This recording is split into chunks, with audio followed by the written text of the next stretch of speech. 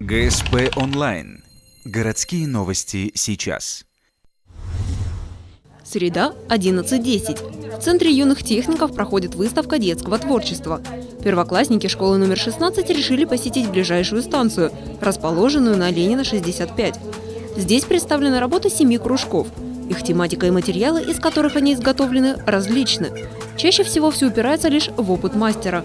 Обычную бумагу можно превратить как в игрушку из папье-маше, так и в замок, собранный техникой модульного оригами. Секреты некоторых поделок раскрываются лишь при детальном рассмотрении. Вот посмотрите, вот этот цветик-семицветик делала девочка, первоклассница, в рамке. Вы тоже, наверное, да? Квиллинг. Техника называется квиллинг. Скручивание бумаги. Первоклассники с удовольствием рассматривают экспонаты. Детское любопытство вознаграждено. Школьникам разрешают аккуратно трогать поделки.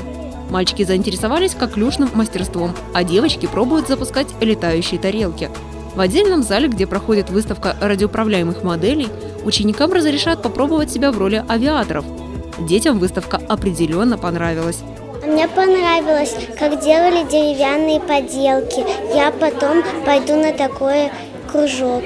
Мне больше всего понравилось, вот где там вот делали, всякие поделки вон там. Самолетики? Да, самолетики-то всякие. Мне больше всего понравилось делать из глины, всякие поделки и всякие разные штучки. Выставка продлится до 18 мая.